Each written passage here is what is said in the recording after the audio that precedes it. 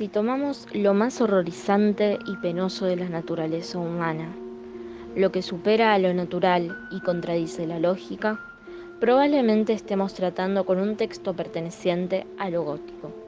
El género gótico utiliza lo desconocido como su herramienta, generando misterio y suspenso. El tiempo se ralentiza.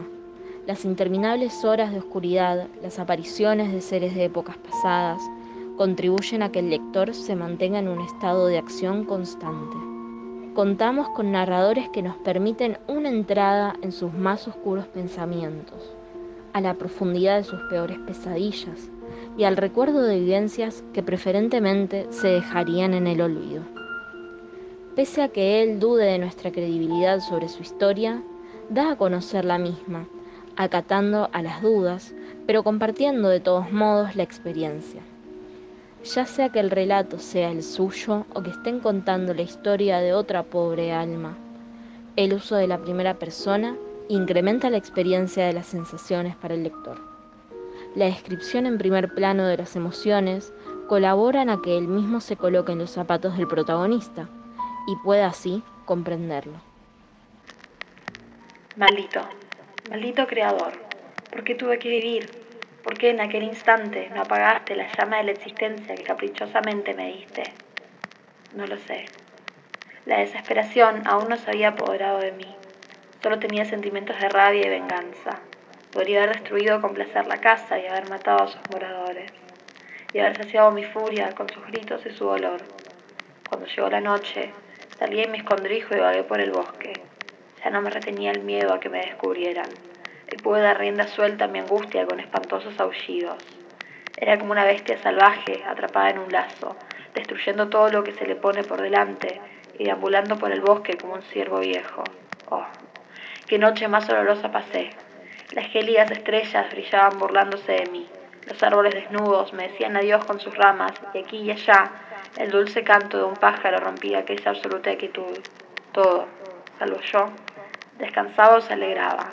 Yo, como el demonio, albergaba un infierno en mi interior, y puesto que no encontraba a nadie que me comprendiera, deseé arrancar los árboles y sembrar el caos y la destrucción, y luego sentarme a disfrutar de aquel desastre. Cuando pensamos en lo gótico, pensamos en los motivos recurrentes de este género. ¿Y qué más recurrente que el miedo?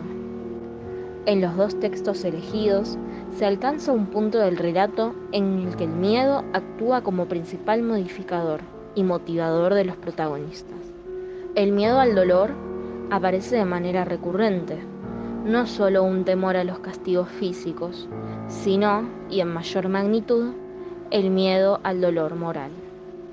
En este tipo de novela, los temas tabú, aquellas conversaciones impensables y censuradas, se destacan.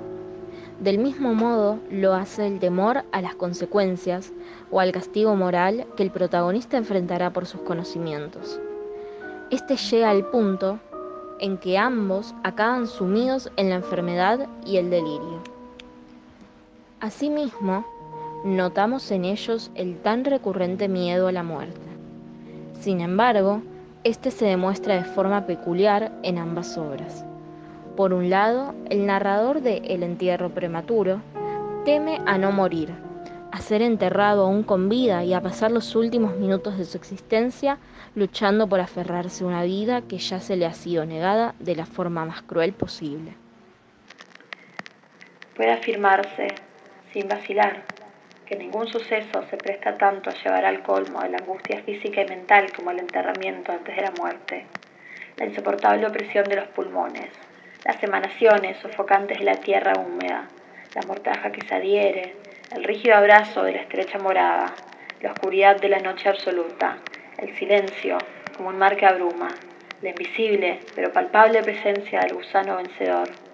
Esas cosas, junto con los deseos del aire y de la hierba que crecen arriba, con el recuerdo de los queridos amigos que volarían a salvarnos si se enteraran de nuestro destino, y la conciencia de que nunca podrán saberlo, que nuestra suerte irremediable es la de los muertos de verdad. Estas consideraciones, digo, llevan el corazón aún palpitante a un grado de espanto e insoportable horror ante el cual la imaginación más audaz retrocede. No conocemos, nada tan angustioso en la tierra. No podemos imaginar nada tan horrible en los dominios del más profundo infierno. Por otro lado, Víctor Frankenstein pretende acabar con la muerte, creando vida de la misma. Este no muestra temor ni respeto por tal acto de la naturaleza, hasta no haber demostrado su poder sobre él mismo. Solo cuando comprende la capacidad de destrucción que su propia creación significa, cuando comprende que su poder no es mayor a los estragos que la putrefacción y la antinaturalidad de su creación han hecho en aquel ser, es cuando se infunde en él el peor de los temores. Los diferentes aspectos de la vida no son tan variables como los sentimientos de la naturaleza humana. Yo había trabajado sin descanso durante casi 2 años con el único propósito de infundir vida en un cuerpo inerte. Y en ello había empeñado mi tranquilidad y mi salud. Lo había deseado con un fervor que iba mucho más allá de la moderación. Pero ahora que había triunfado, aquellos sueños se desvanecieron, y el horror y el asco me embargaron el corazón y me dejaron sin aliento, incapaz de soportar el aspecto del ser que había creado. Me había acosado por horrorosas pesadillas. Veía a Elizabeth, tan hermosa y joven, caminando por las calles de Ingolstadt. Encantado y sorprendido yo la abrazaba, pero cuando le daba el primer beso, sus labios palidecían con el color de la muerte. Sus rasgos parecían cambiar y pensaba que estaba sosteniendo en brazos el cadáver de mi madre muerta. Una mordaja envolvía su cuerpo y veía como los gusanos de la tumba se retorcían en los pliegues del lienzo. Cuando hablamos de la muerte, nuestra mente nos dirige de manera automática hacia la imagen de los cementerios. Este tipo de paisajes y las tétricas descripciones que acompañan a los mismos son también un rasgo característico del estilo gótico. En este tipo de relatos, el espacio cobra una función protagónica de la escena. Es en la dualidad del día y la noche, o en el cambio de los espacios seguros a las penumbras, donde vemos la evolución de la historia, incluso cuando se sostiene el más paralizante de los suspensos, durante el cambio de uno a otro. Es además la descripción del espacio y la forma en la que tanto el lector como personajes son situados en el mismo, lo que conduce a las movilizadoras emociones, así como a la comprensión del estado mental y anímico de los protagonistas. Es en el juego con el espacio y el tiempo que se desarrollan tanto las proyecciones a futuro como los pensamientos retrospectivos a otras épocas, y como no puede faltar, las aberrantes pesadillas. El espeluznante peligro al cual estaba expuesto me obsesionaba día y noche. Durante el primero, la tortura de la meditación era excesiva. Durante la segunda, era suprema. Cuando las tétricas tinieblas se extendían sobre la tierra, entonces, presa de los más horribles pensamientos, temblaba. Temblaba como las trémulas plumas de un coche fúnebre. Cuando mi naturaleza ya no aguantaba la vigilia, me sumía en una lucha que al fin me llevaba al sueño. Pues me estremecía pensando que al despertar podía encontrarme metida en una tumba. Y cuando por fin me hundía en el sueño, lo hacía solo para caer de inmediato en un mundo de fantasmas, sobre el cual flotaba con inmensas y tenebrosas alas negras, la única, predominante y sepulcral idea. Dijo alguna vez el reconocido autor Howard Phillips Lovecraft que el miedo es la emoción más antigua e intensa de la humanidad, ya sea que el mismo acabe siendo superado, como en el entierro prematuro, o que el final de las pesadillas sea más trágico que las mismas, como en Frankenstein. Resulta innegable que a lo largo del relato las emociones puedan compartirse, que el suspenso no falta y que se vive con esa lectura una interesante experiencia, ya sea placentera para algunos o intolerable para otros. El género gótico fue el precursor de muchos otros movimientos literarios, en el que se fundan algunos de los mejores clásicos de la literatura, y aún hoy en día notamos su influencia en gran parte del entretenimiento que consumimos. Entonces, ¿debemos maravillarnos frente al género que reúne todos los miedos existentes? o bien debemos abrir los ojos y saber que quizás existe una pequeña posibilidad de que nuestra vida termine con nosotros rasgando la áspera madera.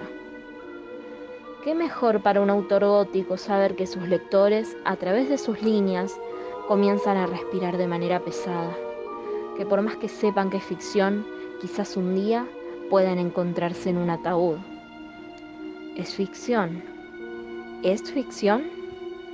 ¿Cómo podemos estar seguros de que un médico somnoliento en la morgue no comete un error? Todo se remite a un error, y podríamos estar a 3 metros bajo tierra, donde nuestros gritos no son escuchados. ¿Habrá alguien que luego nos cree a su merced, donde perdamos todo rastro de humanización preexistente? ¿Los latidos rápidos acabarán cuando termine el relato? Todo autor que contemple el miedo sabe que llegará tan lejos, que los lectores mirarán por encima de sus libros cada vez que se mimetizan con la escena oscura que describen. ¿Es posible estar y no estar en su cementerio? ¿Quién dice que los espíritus agónicos no pueden estar más cerca de lo que creemos? Hasta aquí, querido lector, espero que hayas disfrutado de esta pequeña lectura. ¿Tu miedo también será ficticio? ¿Podrás ponerle fin como nuestros autores a sus páginas?